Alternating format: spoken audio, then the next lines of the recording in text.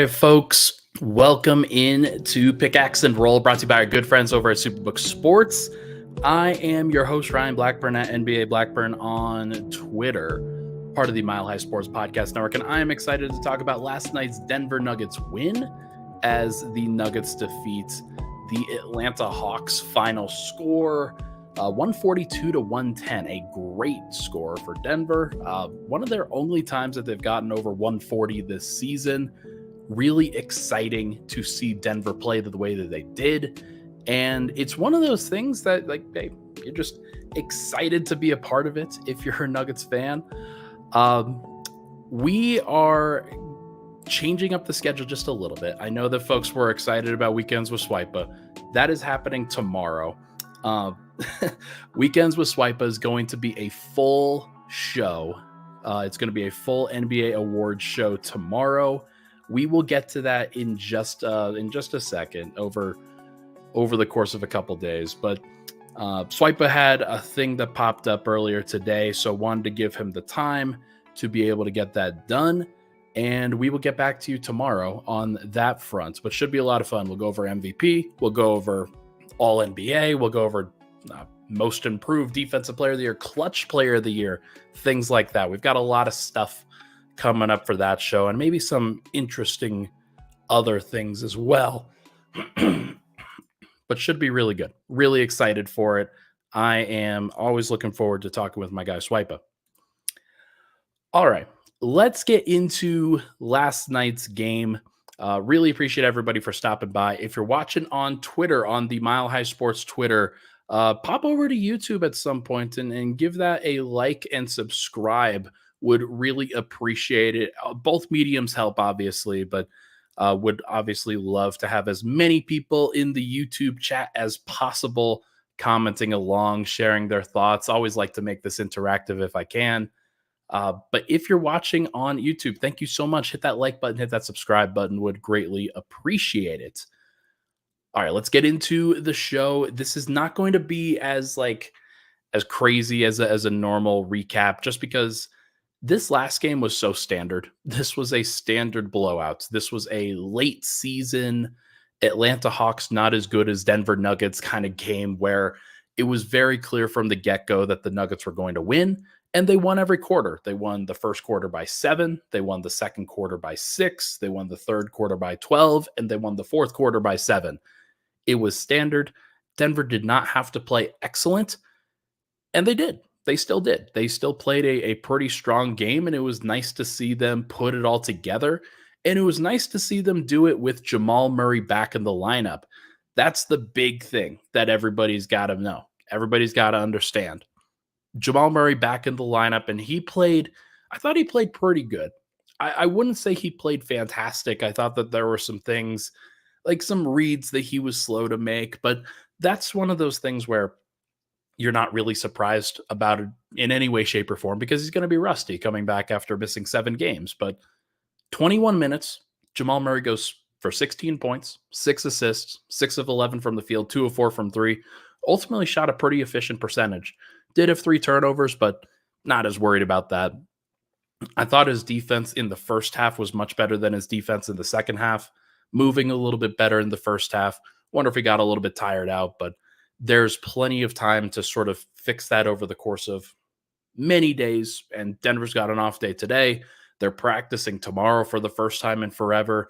Going to be interesting to see like how he continues to look physically and whether he can carry that heavy minutes load heading into the playoffs. Nikola Jokic, probably the next guy we should talk about. Pretty good. 19 points, 14 rebounds, 11 assists. Did have a couple of steals as well. Started off this game, I thought, pretty meh. 2 of 7 from the field in the first half, but then shot 4 of 6 from the field, including making a 3 in the second. Got to the line multiple times. 19 points, like I said, but he had 10 points and 6 assists in the third quarter alone. Denver scores 42 in the third quarter themselves, and it was just so clear at that point that the Nuggets, they were going to break it open, and Jokic was at the center of everything there. He had a couple of nice defensive plays. He had a couple of great offensive sequences, including one where he hit a floater off of a behind the back from Justin Holiday. A great play from Justin Holiday. Just really nice to see him put some good plays together. He is a guy, Justin Holiday, and we'll get to him in the second segment more. I trust Justin Holiday a lot. I think that Michael Malone trusts Justin Holiday a lot. And when it gets down to it in a playoff setting, I think you're going to see Justin Holiday play for sure. But Jokic, I thought he was kind of shaky at not shaky. I think he let a couple of bad plays sort of affect his first quarter effort, figured some stuff out in the second quarter, and then really kicked it into third gear, even fourth gear in the third quarter. And I thought played a great brand of basketball. There's a stat going around. I don't know if you guys saw it. I retweeted it just a little bit ago that the Denver Nuggets and Nikola Jokic a couple years ago, first player in NBA history with 2,000 points, 1,000 rebounds, 500 assists. If you know anything about me, that's sort of where I get part of my claim to fame is from a sort of bringing that stat to light in a lot of ways, putting it into the public eye. And Jokic is on the borderline of doing it again. Now, he's probably not going to get it. And we kind of thought that the rebounding might be an issue. I talked about this, I want to say a couple weeks ago or so. He's 21 points and 70 rebounds away from doing it again. Even if he gets 20 rebounds in one of the next 4 games, he'll still have to get 50 in the final 3. That is a tall task. It means he has to average 17.5 rebounds per game over 4 games going forward. And I don't think he's going to do that. I seriously don't. I would be shocked if he did it.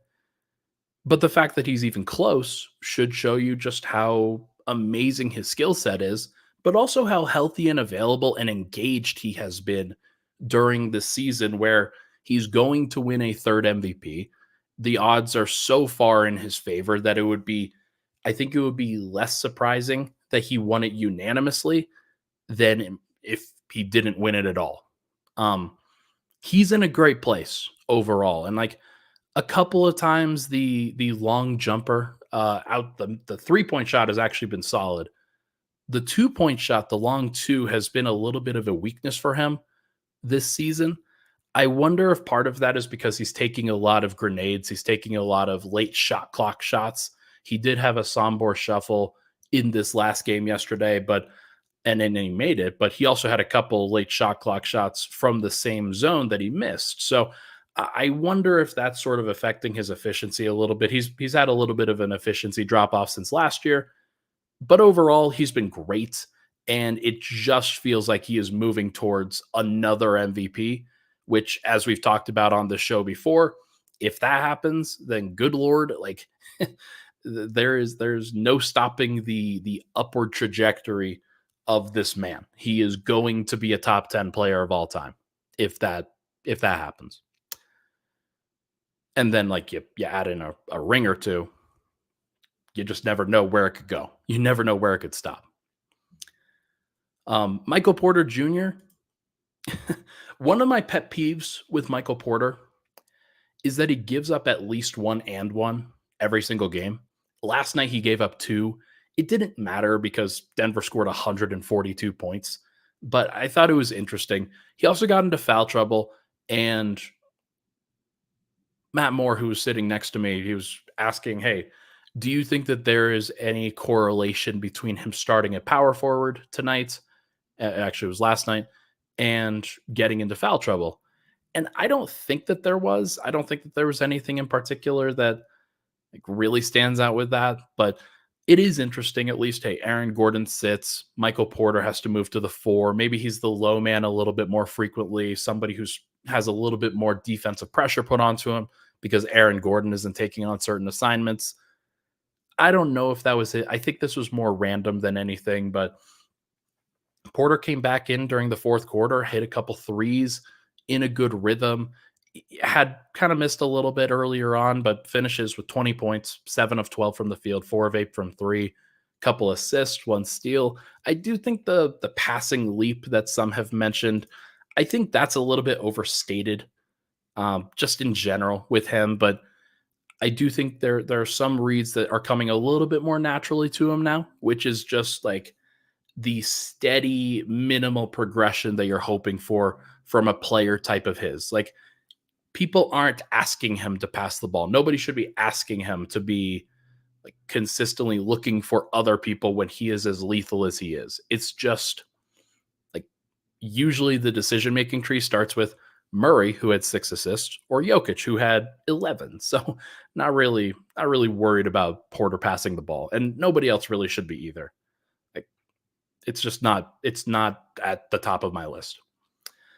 Um, Christian Brown started in place of Aaron Gordon last night. I thought Christian did a pretty good job defensively. Not a loud game from him by any stretch of the word. Had it like he made his only 3-point attempt, which was good.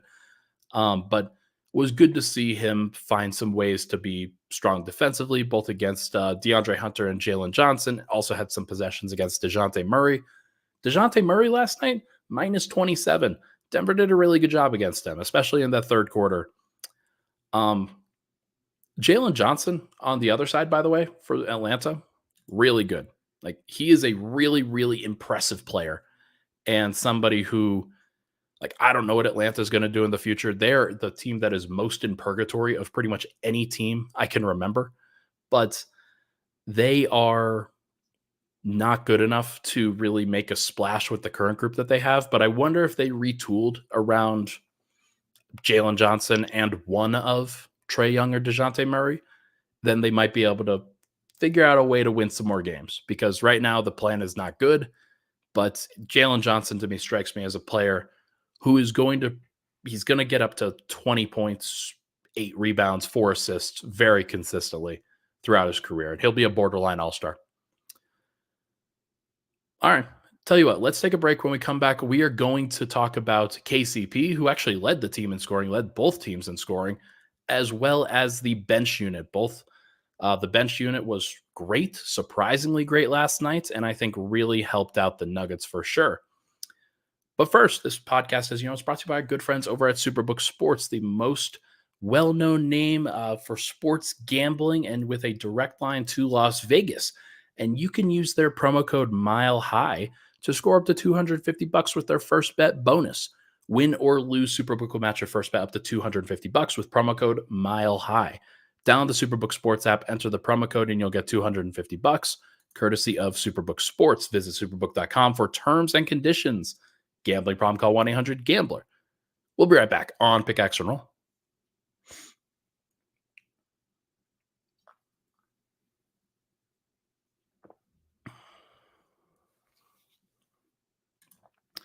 And we're back. Pickaxe and Roll. Ryan Blackburn here. Thank you so much for tuning into the show. Always appreciate the love and support on the podcast. If you're watching on Twitter, thank you so much. Make sure to like and share that out if you can to anybody that's on that platform. But if you can, if you're on YouTube, please rate, review, and subscribe on there. The audio side would be great as well.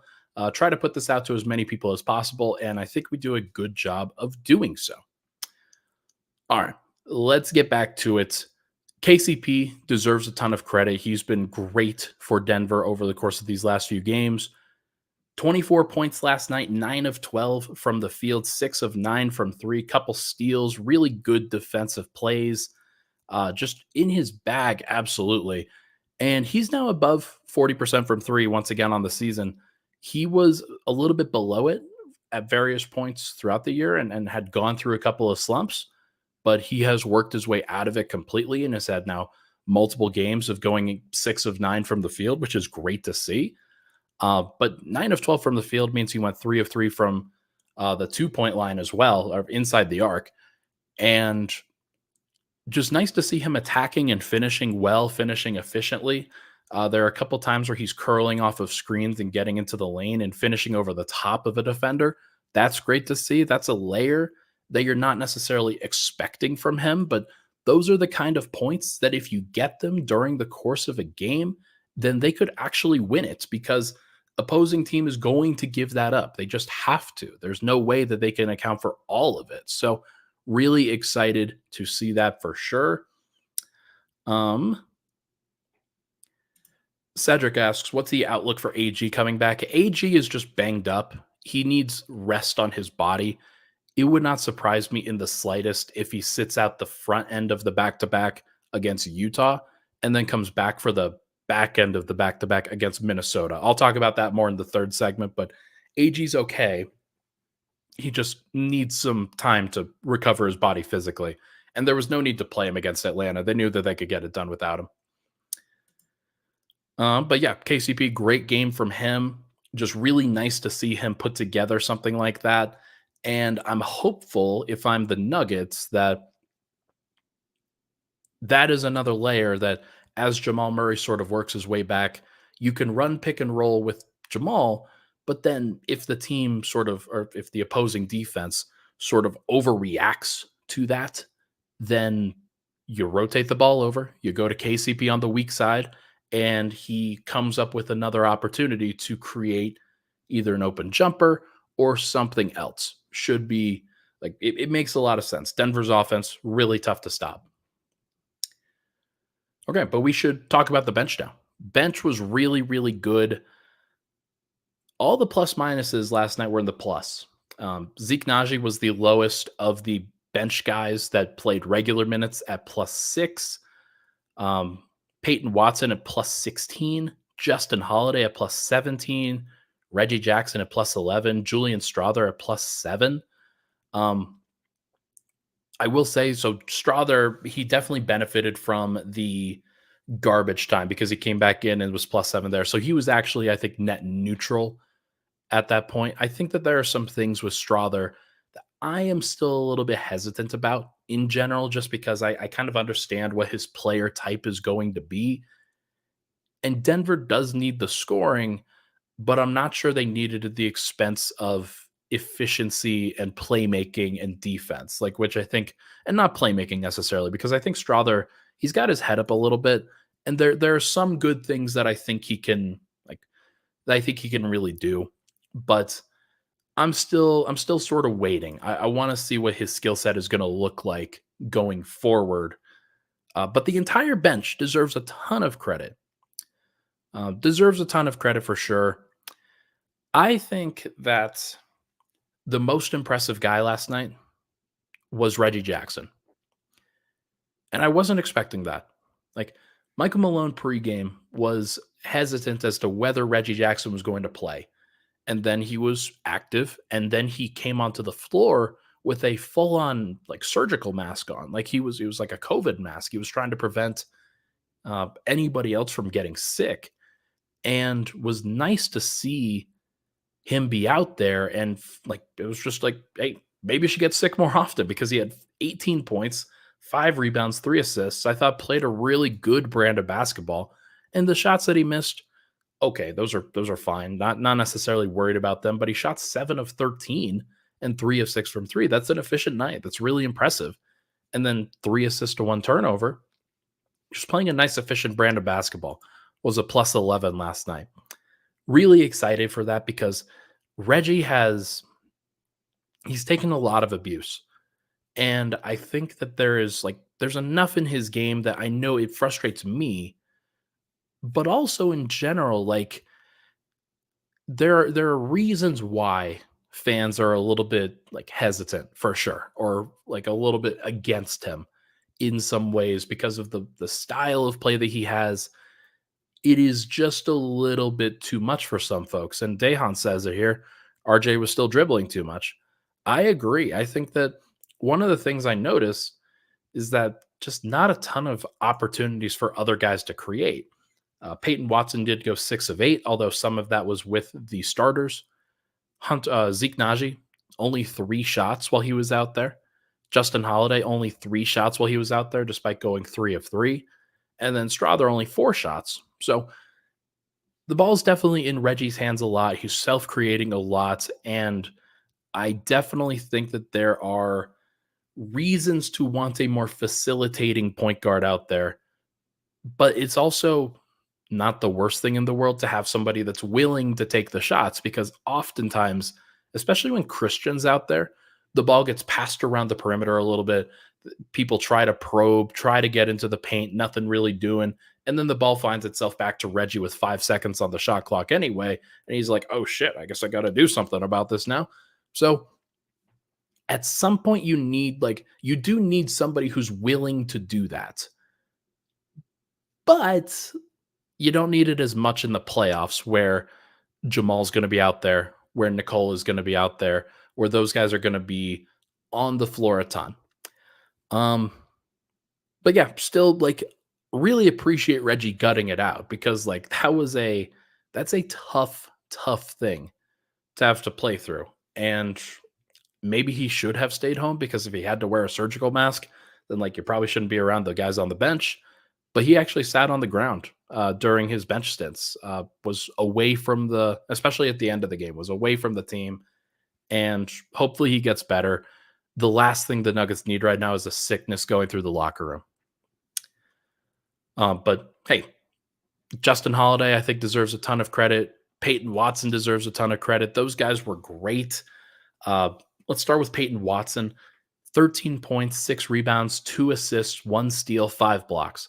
That is a line. That is a line for a basketball game. Peyton Watson, 6 of 8 from the field, 0 of 1 from 3. It's been a little bit since he's hit threes. I think he's kind of reverting back to early season, like before the December shooting run, Peyton Watson. He's very up and down, very hot and cold with that. The good thing though is that he can be aggressive enough in those other opportunities that he doesn't always have to spot up from behind the arc. He can be good without that. And I tend to think that his defense, as long as he is consistently rebounding, the defense is good enough that you have to keep him out there. And then you add the offense in there. Like, look, there are plenty of reasons to be excited about what he can do. It is the Atlanta Hawks. You don't ever want to get too overly excited, but it was just a really good game, just a really good performance from him, and one that deserves praise. Plus 16, nearly led not really, like KCP led the team in plus minus at plus 21, but Peyton was out there for a lot of it and deserves a ton of credit. And then Justin Holiday, just a really, really awesome game for Justin Holiday. One that I think that is going to go under the radar.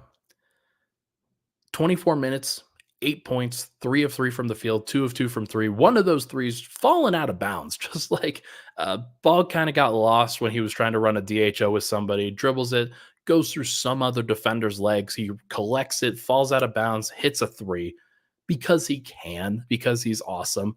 6 assists, 1 steal. The 6 assists were great because one of the key things for a team like Denver is when you don't have a ton of initiators. It's mostly Jamal, Nikola, and Reggie. Those are the 3 guys that are mostly going to get the assist.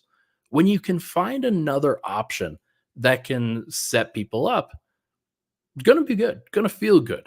And that was he had multiple times where he was looking and actively looking for guys. Dehan mentions nice assist from Julian to Justin for 3. Nice play from Julian. And then it actually went back the other way too, where there was a run in the second quarter that Denver had that began with the Justin wraparound assist to Zeke Naji under the basket for a dunk.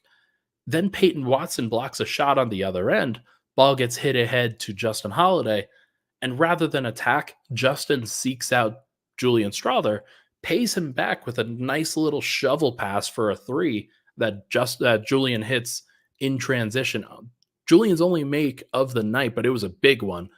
And that prompted a timeout from the Atlanta Hawks, was a nice sort of momentum play for Denver, and just really exciting to see the bench find that. And you think about the guys that were out there. You have Reggie, Justin, and Julian, 3 solid shooters. I know that Reggie's not shooting the best percentage, but he is a guy who's willing to take shots. And then Julian, he's also the 3-point percentage with him is also not very good. It's at close to 30%, where you think based off of how he looks, it should be higher. But he's a guy that's willing to shoot it. And then Justin, same thing. I can look at all three of those guys and be like, okay, this is interesting. This is something that like Denver can get some spacing out of this look. And that's the most important thing with that group as they just get some spacing. 40.8% from three from Justin Holiday on the season, 29.7 from Julian Strother, and then Reggie 36.7. A little bit down, but like he's also had a couple of nice moments too that get him back up.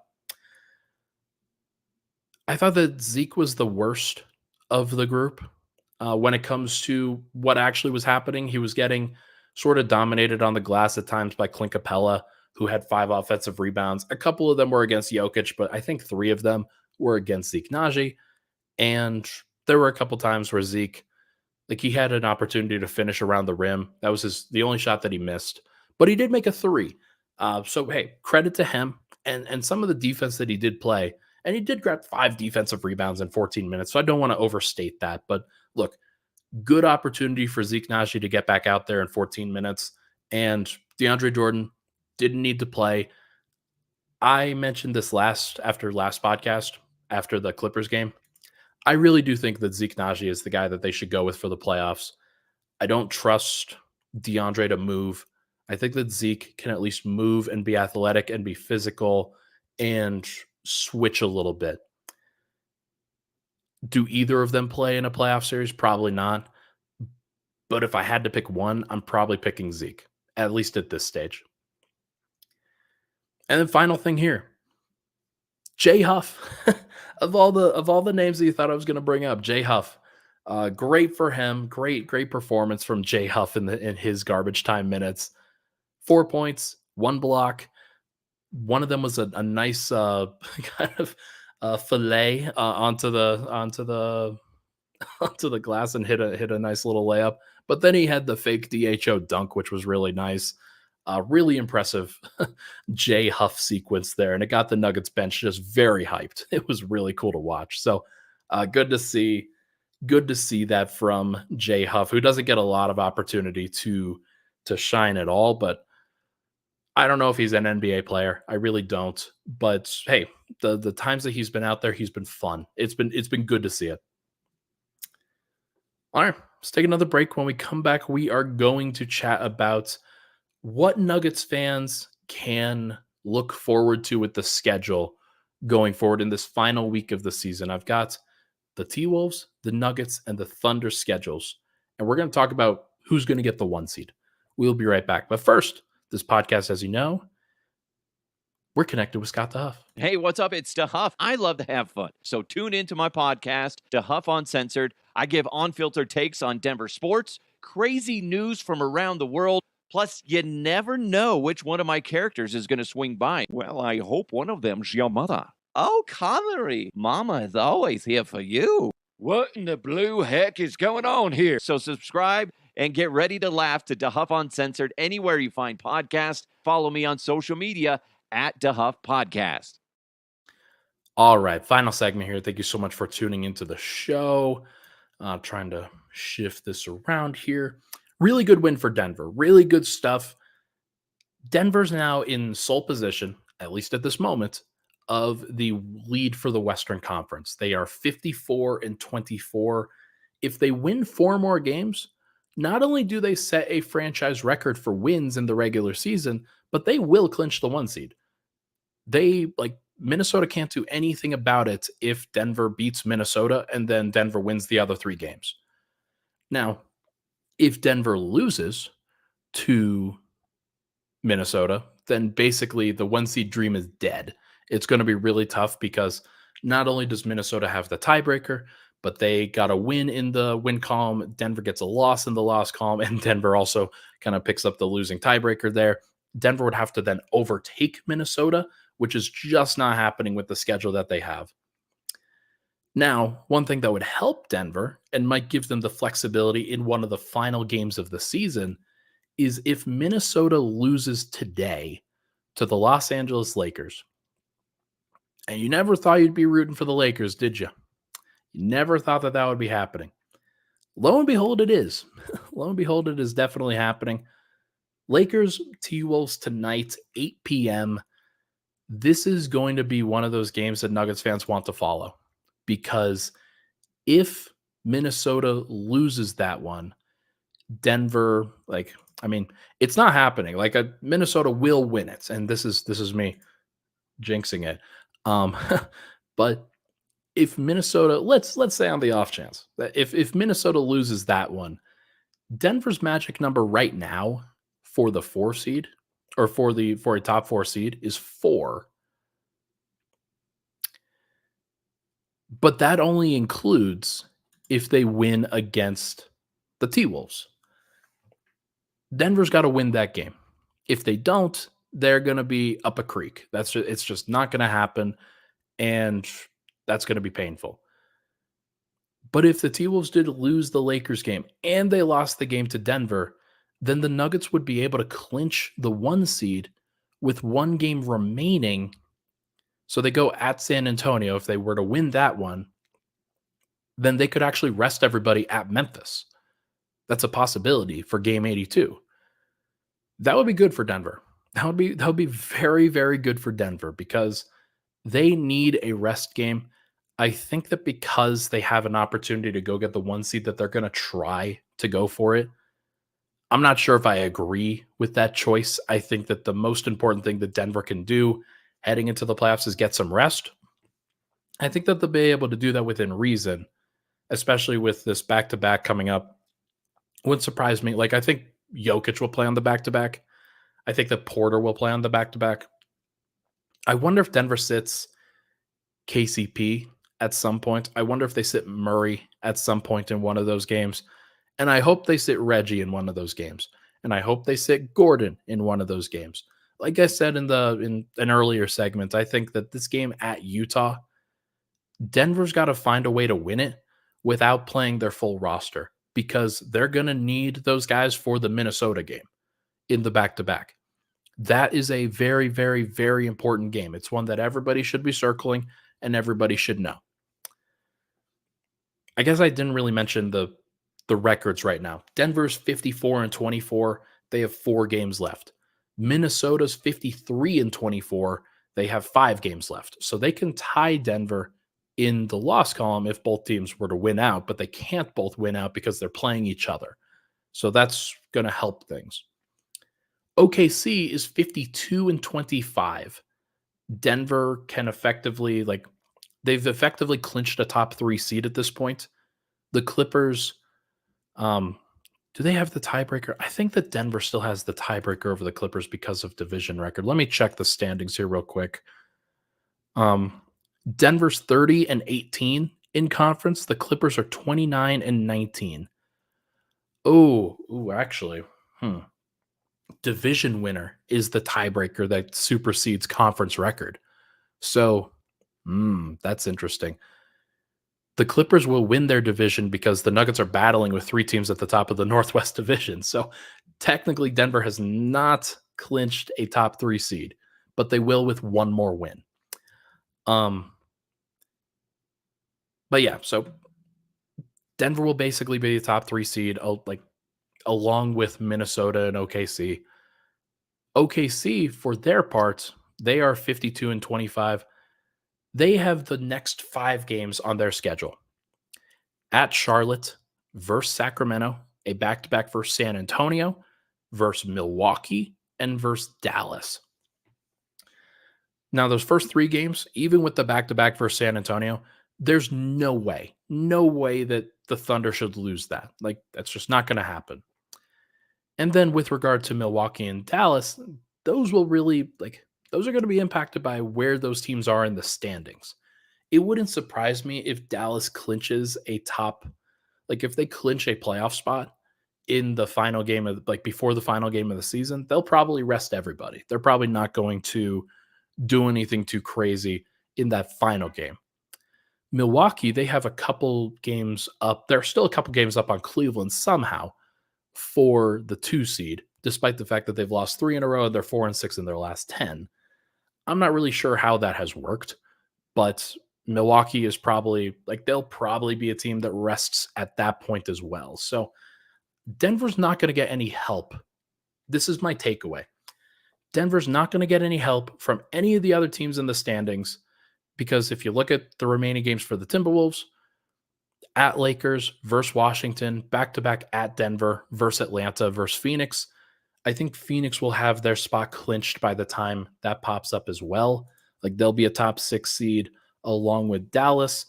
And if that's the case, then Denver's just not going to get any help from these other teams. So they have to do it themselves. They're going to have to be diligent. They can't just drop this upcoming Utah game. They obviously have to win the back-to-back versus Minnesota, but at San Antonio, at Memphis, like, those are trap games, especially at San Antonio. Memphis, like, it'll be very clear how much that one matters.